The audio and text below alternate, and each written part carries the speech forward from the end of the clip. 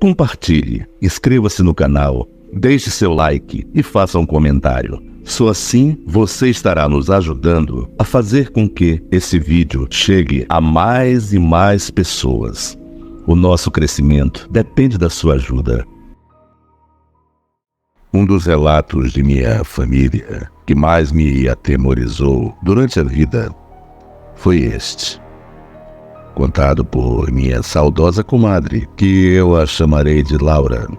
Esta história, a qual foi verídica, mas com claro jeitão de lenda, me recordo de ouvi-la a primeira vez quando eu era criança e em uma oportunidade quando eu estava acompanhada da outra testemunha, pedi novamente para que ambas me relatassem. O que consegui guardar na memória a maioria dos detalhes. A outra moça, a amiga de Laura, que eu chamarei de Palmira, não gostava de tocar no assunto.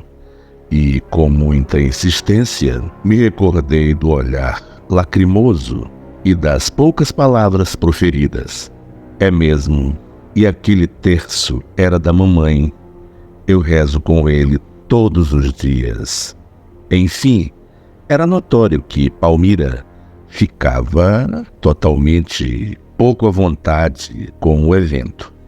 Minha comadre morava na cidade de Cachoeira Paulista, em São Paulo, em uma ladeira nas proximidades da antiga estação ferroviária. Os caminhos nos dias de hoje estão repletos de tráfego 24 horas, dos dias devido aos devotos que procuram a canção nova para rezar. Mas naquela época, lá pelos anos de 1960, era bem mais tranquilo e deserto à noite, apesar de que a linha férrea quase nunca parava, bem o contrário de hoje, que foi completamente desativada. Infelizmente, a Canção Nova é uma comunidade católica que tem como objetivo principal a evangelização através dos meios de comunicação, TV, rádio, internet e também por meio dos produtos do Departamento de Audiovisual, nas produções e comércio de livros, CDs, vídeos, entre outros materiais, os quais são todos destinados à evangelização.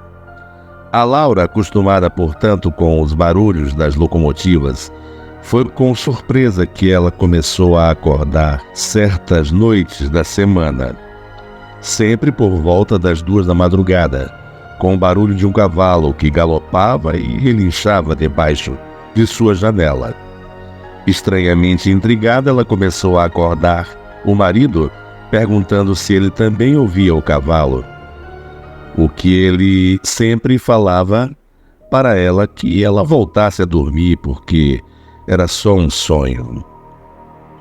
O que era de estranhar é que a Laura era a típica nona que nunca tinha medo de nada, mas, como ela mesma dizia, tinha algo de estranho naquele cavalgar, era meio anormal.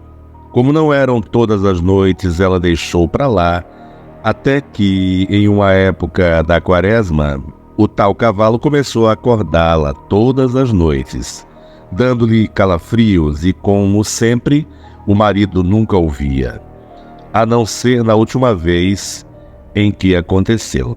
Naquela madrugada, pelas palavras dela, seu marido acordou com um barulho de cavalgar, misterioso e arrepiado, falou: "Reze, Laura, reze com fé, que isto não é deste mundo." E neste ponto, abro um parêntese para afirmar que meu saudoso tio era uma pessoa de muita boa índole e ainda frequentava a Umbanda, sendo logicamente muito bem protegido, o que eu concluo que o tal evento não era para ele presenciar, e sim para as 2 mulheres que posteriormente foram postas à prova. Agora, com o alerta do marido, a Laura ficou então mordida pela curiosidade de ver este cavalo, apesar de faltar-lhe a plena coragem para simplesmente abrir a janela do quarto. e olhar para a rua e ver o que galopava. Ela então contou à amiga Palmira o que se passava todas as noites e a convidou para passar a noite na casa dela, para simplesmente, nas palavras dela, ver se era ou não um simples cavalo andarilho que escapou de alguém e resolveu dar umas voltas na rua da casa dela e ponto final. Mas se não fosse sua intuição avisando que havia algo de sinistro, errado, porque simplesmente não olhar para fora. Então as duas combinaram e a Palmira começou a dormir na casa dela por várias noites. A Palmira, mesmo um tanto avoada das ideias e totalmente sem noção, era pelo menos muito católica, daquelas de rezar o terço e ir à missa de manhãzinha diariamente. E como era a quaresma, então, suas orações triplicavam, seguidas naturalmente de jejuns, sacrifícios e de todo o leque de questões que os católicos, ainda mais os do tempo mais antigo, carregam nesse período. Até que, em uma determinada noite, a Laura acordou ouvindo ao longe o galopar do tal suposto cavalo. E então acordou o marido e a Palmira. Meu tio ainda deu-lhe o último aviso para que orasse com fé apenas e parasse de frescura de querer ver o que se passava. O que ela ignorou. Correu e viu a Palmira já com o terço na mão e os olhos vidrados de tanto medo, mas com firmeza. Abre a janela que a gente vai ver o que Jesus quiser. Então, elas abriram a janela, e aí sim, elas viram que me fez dormir com a luz acesa por noites.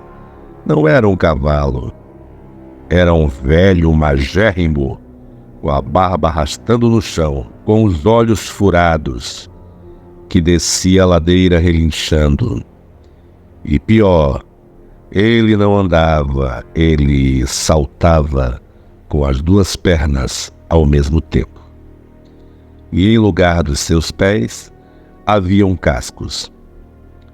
Quando as duas viram que o tal ser vinha descendo pelo meio da rua, na direção da janela onde estavam, ela viu os braços do marido agarrarem a elas e falar com a criatura: que você, meu irmão, siga o seu caminho, em nome de Deus, o Altíssimo, e de Jesus, que a todos acolhe em seu amor.